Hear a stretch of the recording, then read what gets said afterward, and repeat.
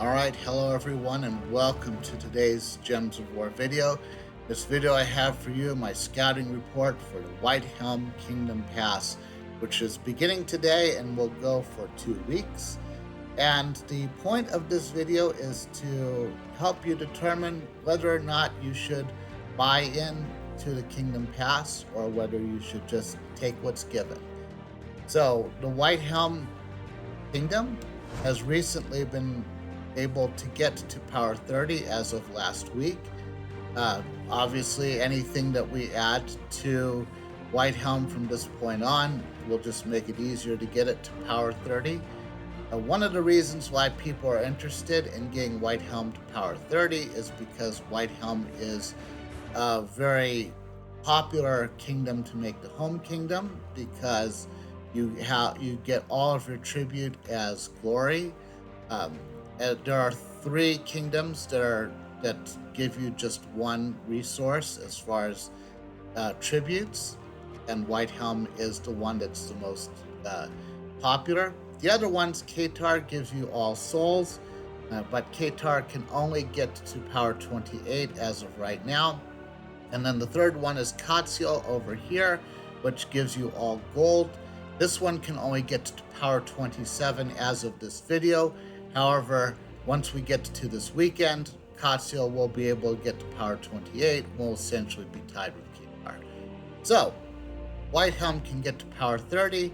So what do we need as far as troops, weapons, and pets to get Whitehelm there?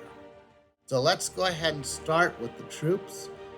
Whitehelm has 32 troops that are available in the various chests drops table. So when we get to Whitehelm week next week, those 32 troops will be available in the event chests. Now keep in mind that 3 of those troops are base level mythics, so those will be the hardest ones to get.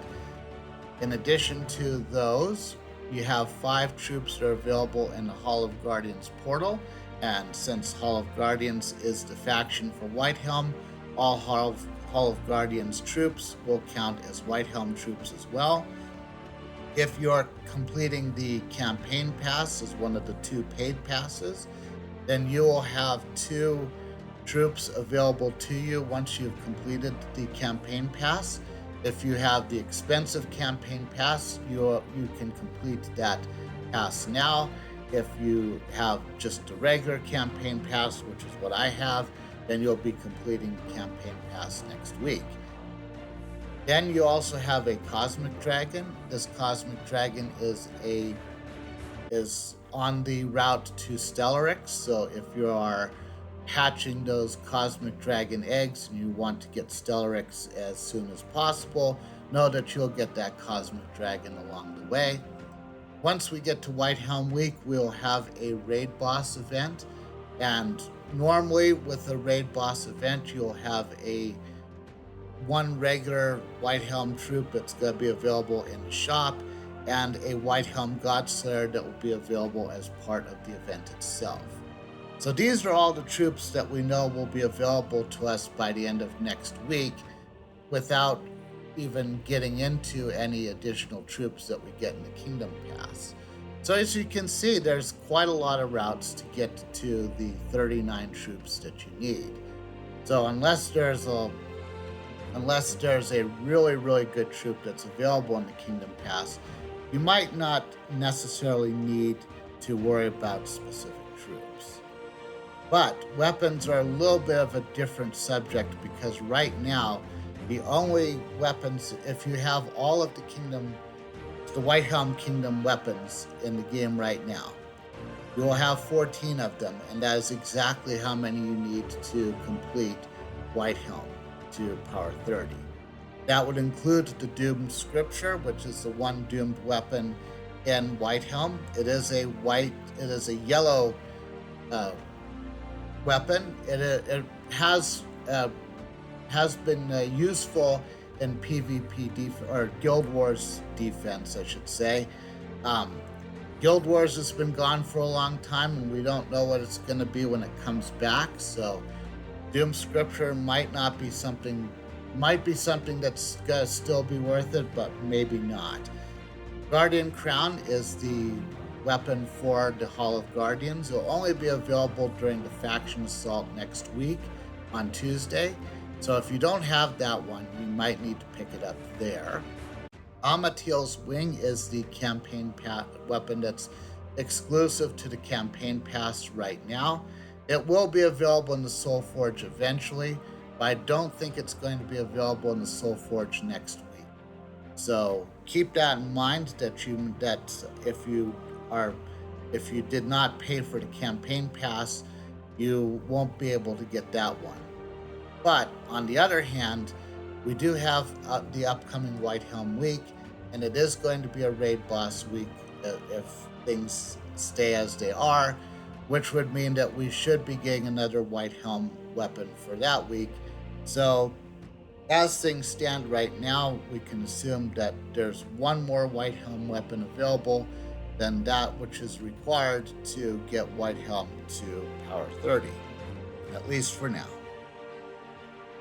As for the pets, you need 5 pets in order to get a kingdom to power 30. However, only 4 of them need to be to mythic level 20.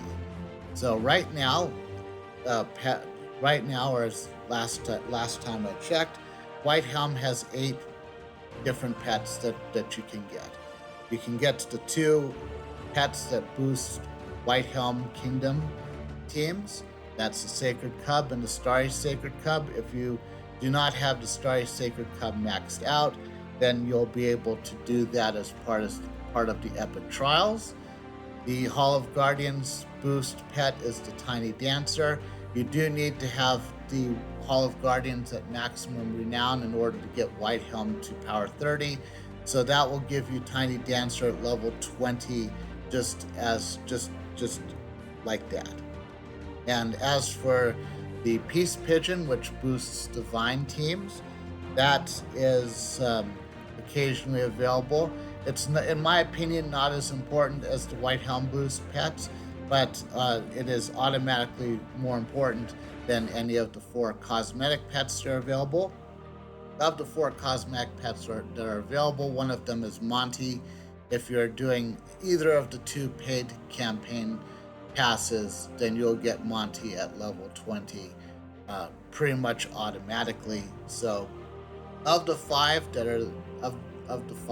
you need, if you got the 2 Whitehelm boost pets to level 20, and you have to have Tiny Dancer to level 20. If you get Peace Pigeon up to level 20 as well, or if you got Monty instead, those are the 4 that you need to get, assuming you have Peace Pigeon or maybe one of the cosmetic pets along the way, then you should be in pretty good shape. So the only way that you might not be in good shape is if you only have the Starry Cubs and the Peace Pigeon and you're working your way to the Tiny Dancer, in which case you would need one of the cosmetic pets in one way or the other. Okay, so now it's time to see what we're going to get for the Kingdom Pass. And again, you have to purchase the Royal Kingdom Pass to get all of the rewards. So the rewards on the right are just going to be for the Royal Kingdom Pass. I'm going to look at the ones on the left first because I want to see what we get along the way. And lo and behold, we have a Dawnheart's Talking Sword. So there you go. You got another pet. This pet will boost someone called Commander Dawnheart. I'm assuming that is a base level legendary that we get at the very end. It's usually also the Battle Crasher that gives so it's probably that one. If you see on the left in the center, you encounter him 10 different times each day. That's probably Commander Dawnheart. So this gives extra skill points to him if you have him locked. Let's see what else there is. Again, I'm skipping everything that's just pure resources. So far, there's a lot of pure resources, which is kind of what I expected. We have a Witchfinder. Witchfinder looks like base ultra rare, so Okay, not too bad, I guess. I'll look at this more later, but that's one more troop that you can have unlocked. That off the cuff, it didn't look like anyone that you'd spend a lot of time with. Have another cleric. Create 4 angel gems. Explode 4 gems. Okay, so base level epic, and got a weapon. That's really good, and you get this one. You get this one for free just by completing the Kingdom Pass. So 45 armor to all allies. There's a lot of Whitehelm troops that do well with lots of armor, so that's good. The allies from Whitehelm give them really good. This could, I mean, I don't know if I would use it that much, but this is a pretty reasonable weapon for Whitehelm. And that's it. Then this last stuff down there is just extras. If you went if you really want to overachieve on the right side. Okay, so now that we've seen everything on the left side, so I saw 2 troops and 1 pet and 1 weapon. Now, granted, we only saw 1 copy of this, but 1 major orb of minions later, and you could get this to level 20. Although I don't see why you would do that if you didn't have the troop that it boosts. But anyway, let's take a look at the right-hand side now. There's the High Cleric. We see that we would get that one on the other side anyway. You have the Talking Sword there. So you'll be able to get some of these other troops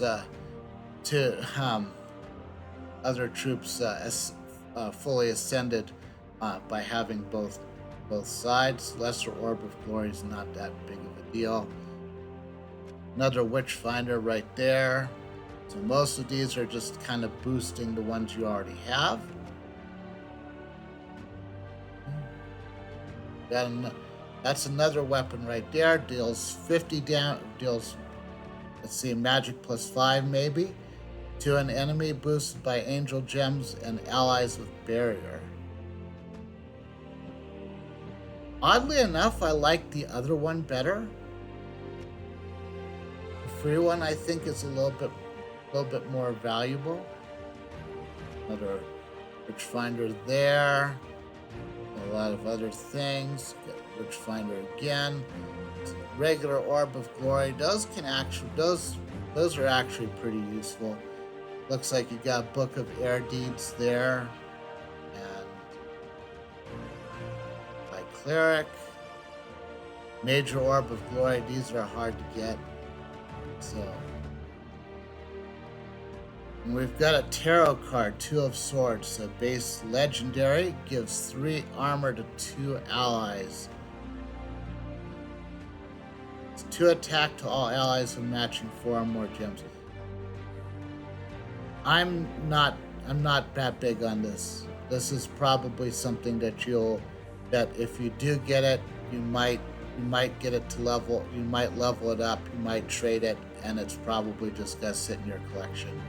This is not a good. This is a pretty undervalued, pretty poor value as far as a tarot card. So it's another troop, I guess, but not something that you'd absolutely want. There's Commander Dawnheart. Let's see if he's got anything worth it. 40 damage to 4 random enemies boosted by my armor. 3-to-1 ratio, so a third of his armor would go into that. So if he has 78 armor, that would be what? A boost of 20, about 24, I guess. So 4 random enemies, so it could hit an enemy multiple times. Reduces damage from skulls by 40%, gains 4 armor when matching yellow gems. You could make a sizable dent in the other side with him, but you need to have someone who boosts his armor quite a bit, because that spell, the amount that you're getting just from the magenta number is gonna be nothing.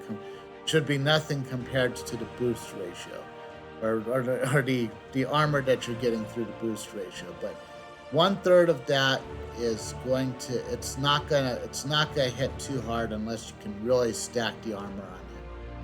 But okay, it's fine, I guess. I think you'll find some better troops in Whitehelm than that.